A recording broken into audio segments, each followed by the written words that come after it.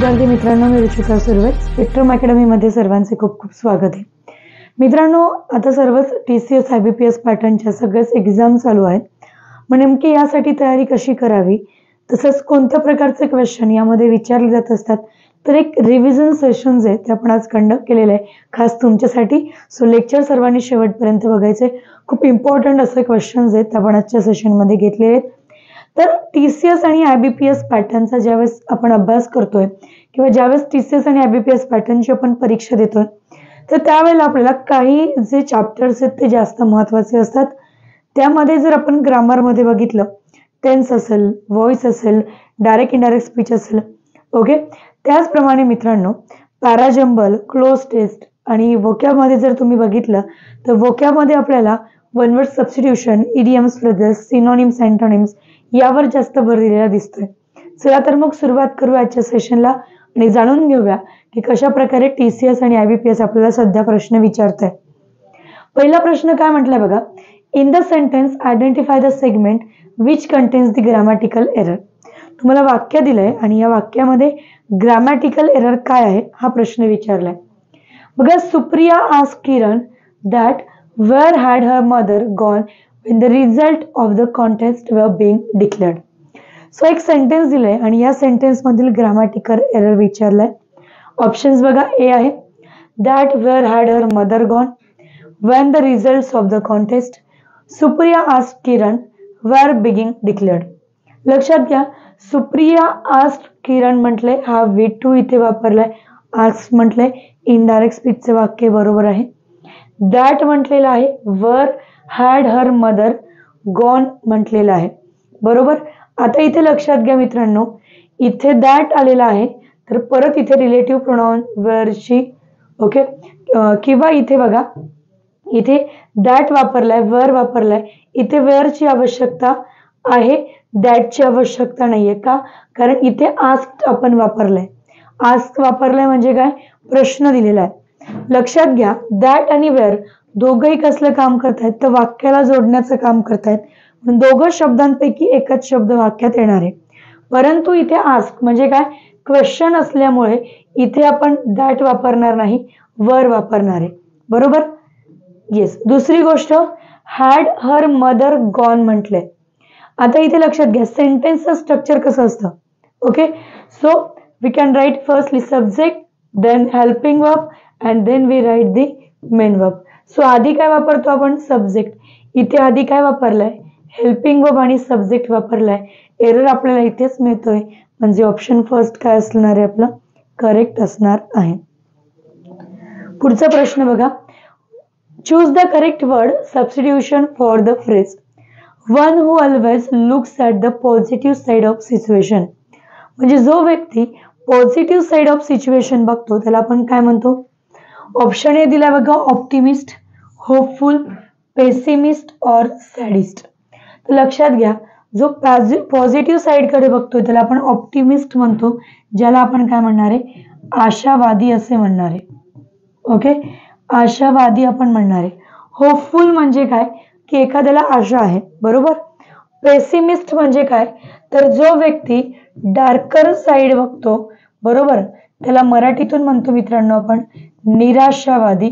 तर सगळेच ऑप्शन मी तुम्हाला इथे एक्सप्लेन करणार आहे. करेक्ट ऑप्शन काय आपला, फर्स्टच आहे.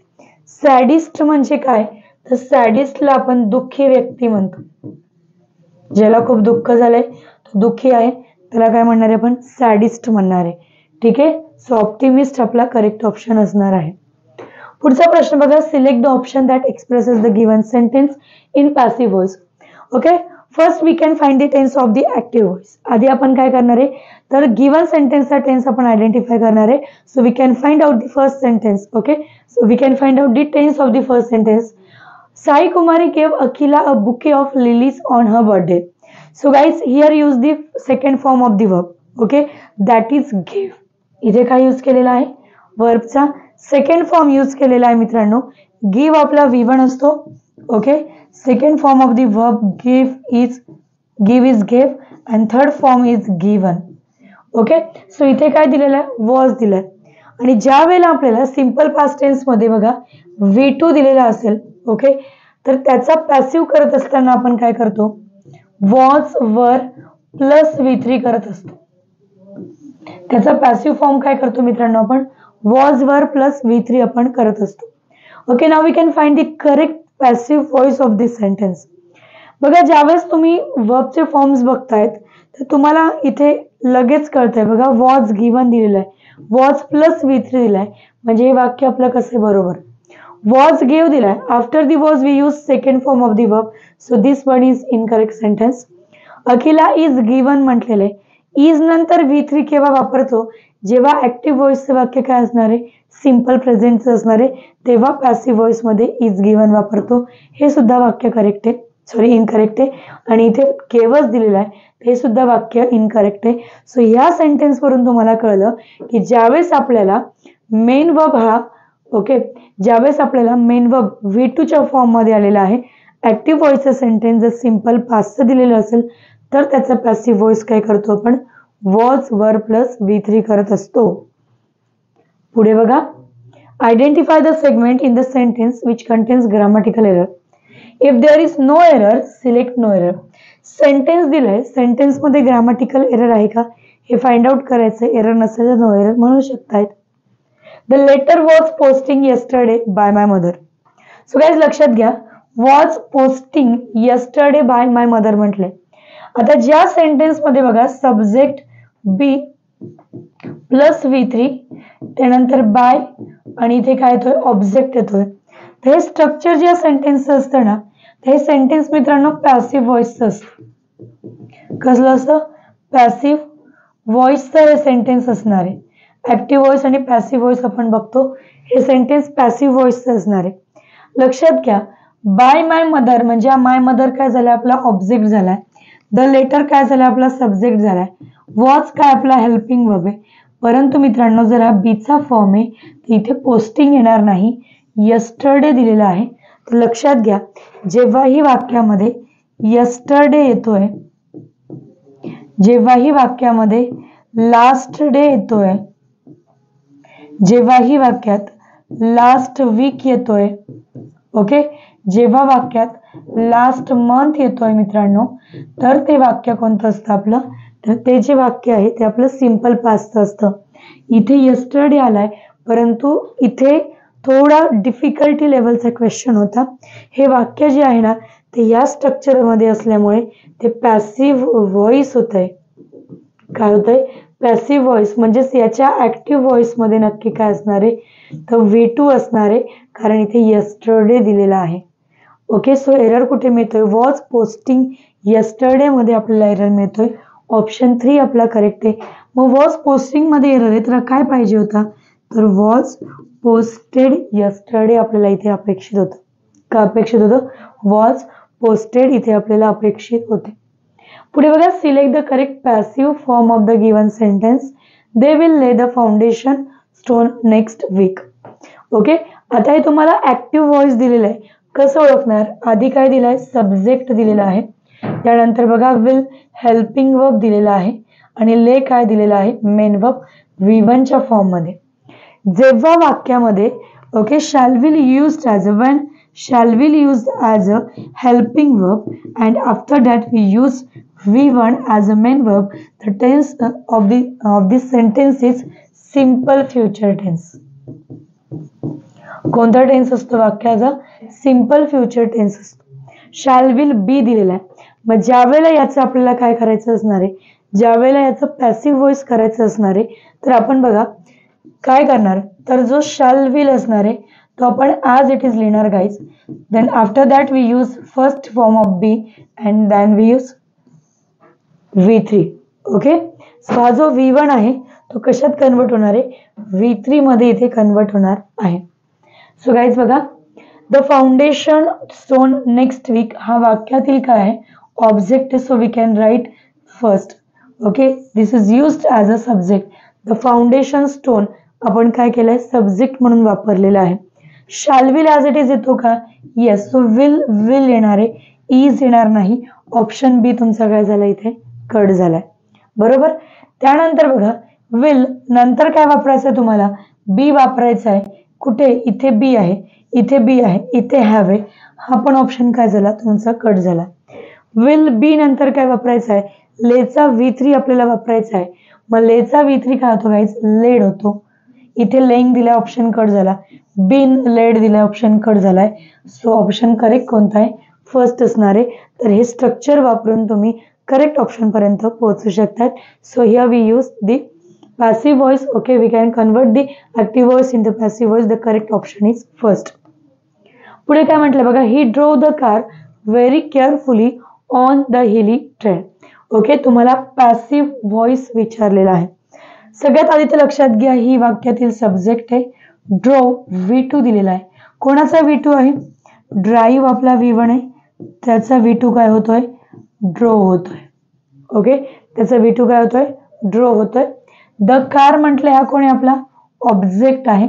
Very carefully on the hilly train, तो हे काय झालं आपल्या वाक्यातील कॉम्प्लिमेंट झालेला आहे. ओके, कॉम्प्लिमेंट आपण याला म्हणूयात. मग द कार ऑब्जेक्ट आहे ना, त्याला इथे काय म्हणून लिहिलंय मित्रांनो, सब्जेक्ट म्हणून लिहिलेलं आहे. ओके, सब्जेक्ट नंतर काय वापरणार, वॉज, V3, ऑब्जेक्ट किंवा कॉम्प्लिमेंट व्हॉट एव्हर जे असेल. ओके, जर सेंटेन्स मध्ये सेकंड फॉर्म आलेला आहे वर्बचा, तर पॅसिव्ह मध्ये आपण काय यूज करणार आहे, was plus V3. Okay, so बघा, वॉज ड्रायव्हर, इथे आपल्याला वॉज प्लस V3 दिसतोय. ड्राईव्ह, ड्रो, V3 काय होतो याचा, ड्रायव्हर होत असतो. V3 दिलेला आहे, ऑप्शन करेक्ट आहे. हे का चुकलेत मग, बिंग ड्रायव्हर दिलाय, इज येणार नाही. हॅज बीन ड्रायव्हर इनकरेक्ट आहेत. ओके, इज ड्रायव्हर सुद्धा येत नाही, ऑप्शन इनकरेक्ट आहे. लक्षात घ्या, ज्यावेळेला सेंटेन्स मध्ये बघा, ज्यावेळेला सेंटेन्स मध्ये V1 दिला असेल, ओके, ऍक्टिव्ह व्हॉइस मध्ये ज्यावेळेस सेंटेन्स मध्ये काय दिला असेल, V1, त्याचा पॅसिव्ह काय करतो आपण, त्याचा पॅसिव्ह करतो मित्रांनो am is are plus V3. Okay, जर V2 दिला असेल तर याचा पॅसिव्ह काय करतो, वॉज वर प्लस V3. जर तुम्हाला इथे एम इज आर वर प्लस ING ऍक्टिव्ह फॉर्म मध्ये दिलाय, तर त्याला पॅसिव्ह मध्ये काय लिहितो आपण, ओके, त्याला पॅसिव्ह मध्ये काय लिहित असतो, त्याला पॅसिव्ह मध्ये लिहितो आपण मित्रांनो am is are being plus V3, being plus V3. Okay, जर सेंटेन्स मध्ये तुम्हाला ऍक्टिव्ह व्हॉइस चा टेन्स पास्ट कंटिन्युअस दिला असेल, म्हणजेच वॉज वर व प्लस ING दिला असेल, तर त्याचा पॅसिव्ह काय करतो, त्याचा पॅसिव्ह आपण was were, okay, Bing plus V3 करणारे पॅसिव्ह फॉर्म. जर मित्रांनो इथे आपण हॅव, हॅज प्लस V3 म्हणजेच प्रेझेंट परफेक्टचा ऍक्टिव्ह व्हॉइस दिला असेल, तर पास्ट परफेक्ट मध्ये त्याचं काय करणार आहे, हॅव, हॅज, सॉरी, प्रेझेंट परफेक्टचं पॅसिव्ह व्हॉइस कसं करणार आहे, have has bin plus V3 त्याचं पॅसिव्ह व्हॉइस आपण करणार आहोत. ओके, हॅव हॅज V3 असेल तर त्याचं पॅसिव्ह व्हॉइस काय करतो, हॅव हॅज बीन V3 करत असतो. इन केस जर आपल्याला हॅड प्लस V3 ऍक्टिव्ह व्हॉइसच्या सेंटेन्स मध्ये दिला असेल, तर त्याचं पॅसिव्ह व्हॉइस काय करणार आहे आपण, हॅड बीन V3 आपण करणार आहोत. हे स्ट्रक्चर जर तुमच्या लक्षात असतील, एक स्क्रीनशॉट याचा घेतला तरी पण चालणार आहे. हे स्ट्रक्चर जर तुमच्या लक्षात असतील तर इझिली तुम्ही ऍक्टिव्हचं पॅसिव्ह व्हॉइस करू शकतात.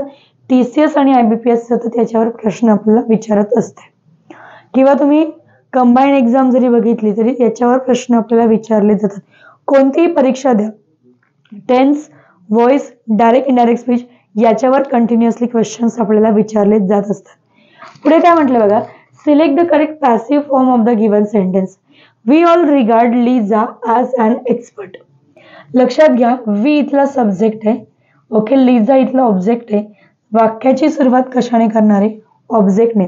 म्हणजेच काय तर बघा मित्रांनो, सब्जेक्ट वर्ब ऑब्जेक्ट अशी रचना आपल्याला ऍक्टिव्ह व्हॉइस मध्ये दिलेली असते, बरोबर.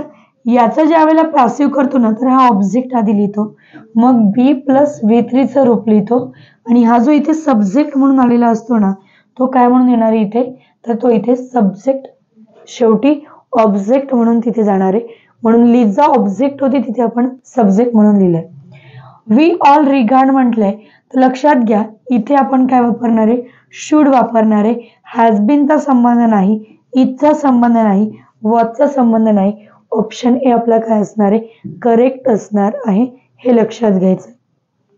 पुढे बघा, वोकॅबवर प्रश्न विचारलेला आहे. फ्रेज दिली आहे, मर्डर ऑफ वन्स मदर, याला आपण काय म्हणतो, म्हणजे स्वतःच्या आईची हत्या करणे, याला काय म्हणतो. ऑप्शन्स बघा, मॅट्रिसाइड आहे, किलिंग ऑफ मदर आहे, होमिसाइड आहे और जेनोसाइड आहे. Okay, matricide is the correct option. Matricide म्हणजे काय, किलिंग ऑफ मदर, आईची हत्या आपण त्याला म्हणतो. ओके, मॅट्रिसाइड म्हणजे काय, काय म्हणणार आहे आपण त्याला, आईची हत्या आपण त्याला म्हणणार आहोत. किलिंग ऑफ मदर येणार नाही, कारण आपल्याला एकच शब्द वापरायचा होता, इथे दोन शब्द झालेत.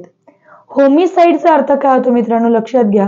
होमीचा अर्थ होतो ह्युमन, आणि साइड म्हणजे काय, तर साइडचा अर्थ होतो किलिंग. मग होमिसाइडचा अर्थ काय होतो, killing of human. Okay, so homicide म्हणजे काय, तर याला म्हणणार आहोत आपण मानव हत्या, मानवाची हत्या करणे, मानव हत्या आपण त्याला म्हणणार आहोत. बरोबर. जेनोसाइड म्हणजेच काय, संपूर्ण जीनसची हत्या करणे.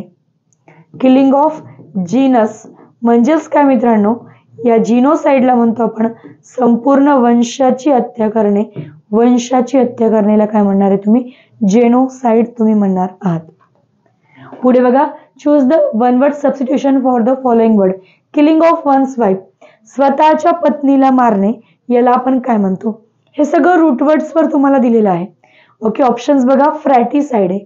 फ्रॅटिसाइडचा अर्थ काय होतो मित्रांनो, ब्रदरची हत्या करणे, म्हणजेच काय, भावाची हत्या करणे. फ्रॅटी म्हणजे ब्रदर, साइड म्हणजे काय, साइड म्हणजे हत्या, मग फ्रॅटिसाइड म्हणजे काय, किलिंग ऑफ ब्रदर आपण त्याला म्हणतो. युक्झोरिसाइड म्हटलेलं आहे, लक्षात घ्या. युक्झो या रूटचा अर्थ काय होतो, वाईफ, आणि साइड म्हणजे काय, किलिंग. मग पत्नीची हत्या करणे, याला आपण युक्झोरिसाइड असे म्हणत असतो. बरोबर आहे. आता लक्षात घ्या, अँड्रो जर तुम्ही रूट घेतला ना, तर अँड्रोचा अर्थ काय होतो, अँड्रोचा अर्थ हजबंड पण घेऊ शकतोय, अँड्रोचा अर्थ मॅन पण होऊ शकतो.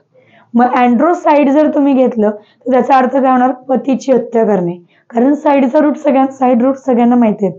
साइड रूटचा अर्थ काय होतोय, किलिंग होतोय, हत्या करणे, मारणे असा अर्थ होतोय. मॅरिटिसाइड म्हणजे काय, तर ज्याच्याशी मॅरेज केलेलं आहे ना त्याची हत्या करणे, म्हणजेच काय, स्पाउसची हत्या करणे, ज्याला म्हणतो आपण जोडीदाराची हत्या करणे.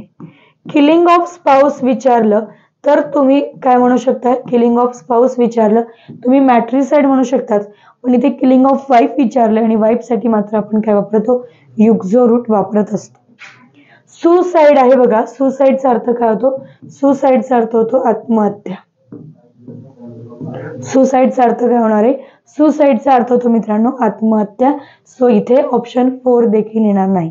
ऑप्शन कोणता करेक्ट असणार आहे, ऑप्शन 3 आपला जो आहे तो करेक्ट असणार आहे. पुढचा बघा, the central board of secondary education has launched a new helpline for students. Okay, याचा काय करायचं मित्रांनो, हे सेंटेन्स तुम्हाला ऍक्टिव्ह व्हॉइस मध्ये दिलेलं आहे. बरोबर, हे सेंटेन्स कशात दिलंय, ऍक्टिव्ह व्हॉइस मध्ये दिलेलं आहे, आणि याचा कशात कन्वर्ट करायचं, तुम्हाला पॅसिव्ह व्हॉइस मध्ये कन्वर्ट करायचं. मग पॅसिव्ह व्हॉइस मध्ये कन्वर्ट करताना काय करणार, बघा मी आधीच सांगितलं, वर्बला फक्त बघा वर्ब वरून तुम्हाला आयडेंटिफाय करता येणार आहे. कोणता टेन्स दिलाय, हॅज लॉन्च्ड म्हणजे हॅज प्लस V3 दिलाय. वाक्याचा टेन्स कोणता आहे, प्रेझेंट परफेक्ट आहे. याचा काय करायचं आहे, पॅसिव्ह व्हॉइस. पॅसिव्ह व्हॉइस करत असताना काय होणार आहे, हॅज किंवा हॅव आपण इथे वापरणार. जर इथे V3 दिलाय तर बीचा पण थर्ड फॉर्म वापरावा लागतो, बीन, आणि परत V3 तुम्ही वापरणार आहे. हे स्ट्रक्चर चार्ट मध्ये मी तुम्हाला सांगितलंय की स्क्रीनशॉट घ्या, त्याच्यावरून ओळखू शकतात पॅसिव्ह व्हॉइस. इथे इज लॉन्च्ड दिलाय मित्रांनो, ऑप्शन इनकरेक्ट आहे. विल बी लॉन्च दिलाय, ऑप्शन इनकरेक्ट आहे. हॅड बीन लॉन्च दिलाय, ऑप्शन इनकरेक्ट आहे. इथे मात्र काय दिलाय, हॅज बीन लॉन्च दिलाय, ऑप्शन काय असणार आहे, करेक्ट असणार आहे. किती मोठे सेंटेन्सेस असू द्या, जी ट्रिक मी तुम्हाला सांगितली आहे त्या ट्रिकच्या माध्यमातून तुम्ही उत्तर जे आहेत ते इझिली मिळवू शकत आहात. ओके, सो गाईज अशा प्रकारे बरेच क्वेश्चन्स आहेत ते आजच्या सेशनमध्ये आपण बघितलेलेच आहेत. असे नवनवीन क्वेश्चन्स तुमच्यासोबत घेऊन येणार आहे.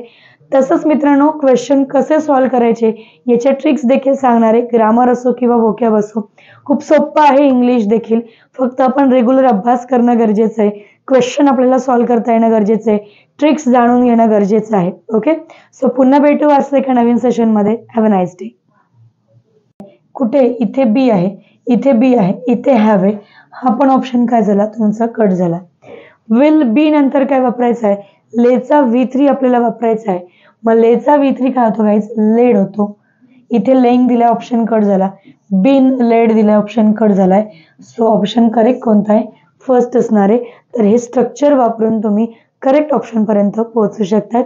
So here we use the passive voice. Okay, we can convert the active voice into passive voice. The correct option is first. पुढे काय म्हटलं बघा, he drove the car very carefully on the hilly trail. Okay, तुम्हाला passive voice विचारलेला आहे. सगळ्यात आधी तर लक्षात घ्या, ही वाक्यातील सब्जेक्ट आहे. drove V2 दिलेला आहे. कोणाचा V2 आहे, ड्राईव्ह आपला V1 आहे, त्याचा V2 काय होतोय, ड्रोव होतोय. ओके, त्याचा V2 काय होतोय, ड्रोव होतोय. द कार म्हटलं हा कोणी आपला ऑब्जेक्ट आहे.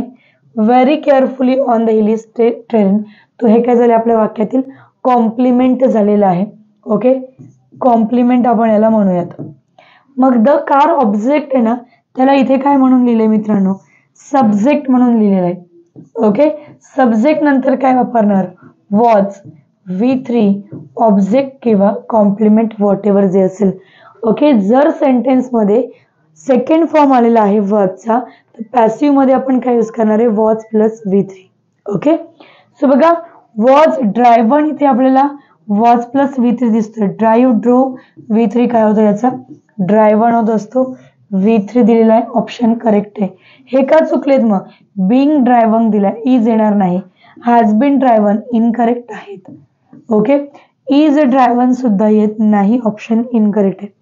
लक्षात घ्या, ज्यावेळेला सेंटेन्स मध्ये बघा, ज्यावेळेला सेंटेन्स मध्ये V1 दिला असेल, ओके, ऍक्टिव्ह व्हॉइस मध्ये ज्यावेळेस सेंटेन्स मध्ये काय दिला असेल V1, त्याचा पॅसिव्ह काय करतो आपण, त्याचा पॅसिव्ह करतो मित्रांनो am is are plus V3. Okay, जर V2 दिला असेल तर याचा पॅसिव्ह काय करतो, वॉज वर प्लस V3. जर तुम्हाला इथे एम इज आर वर प्लस ING ऍक्टिव्ह फॉर्म मध्ये दिलाय, तर त्याला पॅसिव्ह मध्ये काय लिहितो आपण. ओके, त्याला पॅसिव्ह मध्ये काय लिहित असतो, त्याला पॅसिव्ह मध्ये लिहितो आपण मित्रांनो am is are being plus V3, being plus V3. Okay, जर सेंटेन्स मध्ये तुम्हाला ऍक्टिव्ह व्हॉइस चा टेन्स पास्ट कंटिन्युअस दिला असेल, म्हणजेच वॉज वर व प्लस ING दिला असेल, तर त्याचा पॅसिव्ह काय करतो, त्याचा पॅसिव्ह आपण was were, okay, Bing plus V3 करणारे पॅसिव्ह फॉर्म. जर मित्रांनो इथे आपण हॅव, हॅज प्लस V3 म्हणजेच प्रेझेंट परफेक्टचा ऍक्टिव्ह व्हॉइस दिला असेल, तर पास्ट परफेक्ट मध्ये त्याचं काय करणार आहे, हॅव हॅज प्रेझेंट परफेक्टचं पॅसिव्ह व्हॉइस कसं करणार आहे, have has bin plus V3 त्याचं पॅसिव्ह व्हॉइस आपण करणार आहोत. ओके, हॅव हॅज V3 असेल तर त्याचं पॅसिव्ह व्हॉइस काय करतो, हॅव हॅज बीन V3 करत असतो. इन केस जर आपल्याला हॅड प्लस V3 ऍक्टिव्ह व्हॉइसच्या सेंटेन्स मध्ये दिला असेल, तर त्याचं पॅसिव्ह व्हॉइस काय करणार आहे आपण, हॅड बीन V3 आपण करणार आहोत. हे स्ट्रक्चर जर तुमच्या लक्षात असतील, एक स्क्रीनशॉट याचा घेतला तरी पण चालणार आहे. हे स्ट्रक्चर जर तुमच्या लक्षात असतील तर इझिली तुम्ही ऍक्टिव्हचं पॅसिव्ह व्हॉइस करू शकतात. TCS आणि IBPS सतत याच्यावर प्रश्न आपल्याला विचारत असते, किंवा तुम्ही कंबाईन एक्झाम जरी बघितली तरी याच्यावर प्रश्न आपल्याला विचारले जातात. कोणतीही परीक्षा द्या, tense, voice, direct indirect speech, याच्यावर कंटिन्युअसली क्वेश्चन्स आपल्याला विचारले जात असतात. पुढे काय म्हटलं बघा, select the correct passive form of the given sentence. We all regard Liza as an expert. लक्षात घ्या, वी इथला सब्जेक्ट आहे. ओके, लिझा इथला ऑब्जेक्ट आहे. वाक्याची सुरुवात कशाने करणार आहे, ऑब्जेक्टने.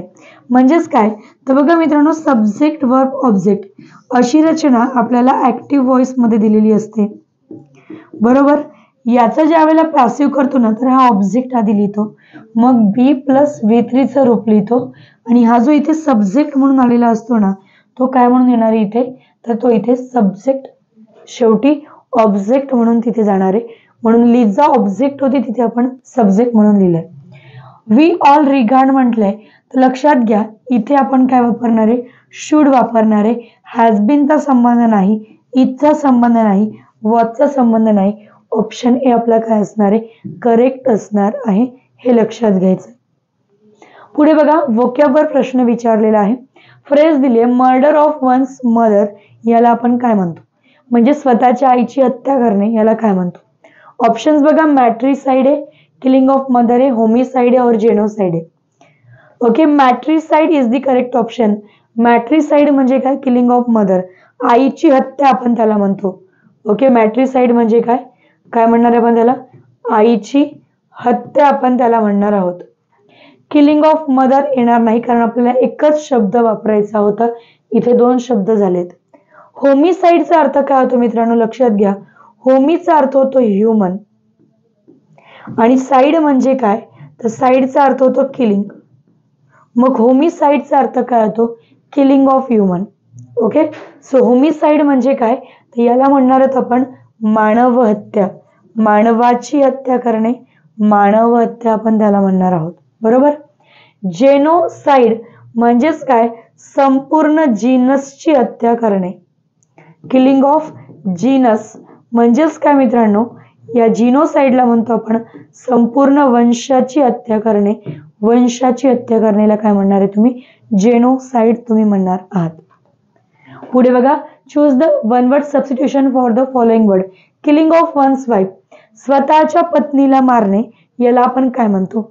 हे सगळं रूट वर्ड्सवर तुम्हाला दिलेलं आहे. ओके, ऑप्शन्स बघा फ्रॅटिसाइड आहे.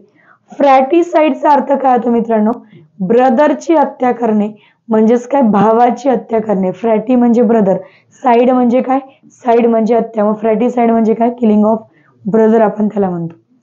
युक्झोरिसाइड म्हटलेलं आहे, लक्षात घ्या. युक्झो या रूटचा अर्थ काय होतो, वाईफ, आणि साइड म्हणजे काय, किलिंग. मग पत्नीची हत्या करणे याला आपण युक्झोरिसाइड असे म्हणत असतो. बरोबर आहे. आता लक्षात घ्या, अँड्रो जर तुम्ही रूट घेतला ना तर अँड्रोचा अर्थ काय होतो, अँड्रोचा अर्थ हजबंड पण घेऊ शकतोय, अँड्रोचा अर्थ मॅन पण म्हणू शकतो. मग अँड्रोसाइड जर तुम्ही घेतलं तर त्याचा अर्थ काय होणार, पतीची हत्या करणे, कारण साइडचा रूट साइड रूट सगळ्यांना माहिती आहे. साइड रूटचा अर्थ काय होतोय, किलिंग होतोय, हत्या करणे, मारणे असा अर्थ होतोय. मॅरिटिसाइड म्हणजे काय, तर ज्याच्याशी मॅरेज केलेलं आहे ना त्याची हत्या करणे, म्हणजेच काय, स्पाउसची हत्या करणे, ज्याला म्हणतो आपण जोडीदाराची हत्या करणे. किलिंग ऑफ स्पाउस विचारलं तर तुम्ही काय म्हणू शकता, किलिंग ऑफ स्पाउस विचारलं तुम्ही मॅट्रिसाइड म्हणू शकतात, पण इथे किलिंग ऑफ वाईफ विचारलं आणि वाईफ साठी मात्र आपण काय वापरतो, युक्झो रूट वापरत असतो. सुसाइड आहे बघा, सुसाइडचा अर्थ काय होतो, सुसाइडचा अर्थ होतो आत्महत्या. सुसाइडचा अर्थ काय होणार आहे, सुसाइडचा अर्थ होतो मित्रांनो आत्महत्या. सो इथे ऑप्शन 4 देखील येणार नाही. ऑप्शन कोणता करेक्ट असणार आहे, ऑप्शन 3 आपला जो आहे तो करेक्ट असणार आहे. पुढचा बघा, the central board of secondary education has launch a new helpline for students. Okay, याचा काय करायचं मित्रांनो, हे सेंटेन्स तुम्हाला ऍक्टिव्ह व्हॉइस मध्ये दिलेलं आहे. बरोबर, हे सेंटेन्स कशात दिलंय, ऍक्टिव्ह व्हॉइस मध्ये दिलेलं आहे, आणि याचा कशात कन्वर्ट करायचं, तुम्हाला पॅसिव्ह व्हॉइस मध्ये कन्वर्ट करायचं. मग पॅसिव्ह व्हॉइस मध्ये कन्वर्ट करताना काय करणार, बघा मी आधीच सांगितलं वर्बला फक्त बघा वर्ब वरून तुम्हाला आयडेंटिफाय करता येणार आहे. कोणता टेन्स दिलाय, हॅज लॉन्च्ड म्हणजे हॅज प्लस V3 दिलाय. वाक्याचा टेन्स कोणता आहे, प्रेझेंट परफेक्ट आहे. याचा काय करायचं आहे, पॅसिव्ह व्हॉइस. पॅसिव्ह व्हॉइस करत असताना काय होणार आहे, हॅज किंवा हॅव आपण इथे वापरणार. जर इथे V3 दिलाय तर बीचा पण थर्ड फॉर्म वापरावा लागतो, बीन, आणि परत V3 तुम्ही वापरणार आहे. हे स्ट्रक्चर चार्ट मध्ये मी तुम्हाला सांगितलंय की स्क्रीनशॉट घ्या, त्याच्यावरून ओळखू शकते पॅसिव्ह व्हॉइस. इथे इज लॉन्च्ड दिलाय मित्रांनो, ऑप्शन इनकरेक्ट आहे. विल बी लॉन्च दिलाय, ऑप्शन इनकरेक्ट आहे. हॅड बीन लॉन्च दिलाय, ऑप्शन इनकरेक्ट आहे. इथे मात्र काय दिलाय, हॅज बीन लॉन्च दिलाय, ऑप्शन काय असणार आहे, करेक्ट असणार आहे. किती मोठे सेंटेन्सेस असू द्या, जी ट्रिक मी तुम्हाला सांगितली आहे त्या ट्रिकच्या माध्यमातून तुम्ही उत्तर जे आहेत ते इझिली मिळवू शकत आहात. ओके, सो गाईज अशा प्रकारे बरेच क्वेश्चन्स आहेत ते आजच्या सेशनमध्ये आपण बघितलेलेच आहेत. असे नवनवीन क्वेश्चन्स तुमच्यासोबत घेऊन येणार आहे. तसंच मित्रांनो क्वेश्चन कसे सॉल्व्ह करायचे याच्या ट्रिक्स देखील सांगणार आहे. ग्रामर असो किंवा व्होकॅब असो, खूप सोपं आहे. इंग्लिश देखील फक्त आपण रेग्युलर अभ्यास करणं गरजेचं आहे. क्वेश्चन आपल्याला सॉल्व्ह करता येणं गरजेचं आहे. ट्रिक्स जाणून घेणं गरजेचं आहे. ओके, सो पुन्हा भेटू आज एका नवीन सेशनमध्ये. Have a nice day.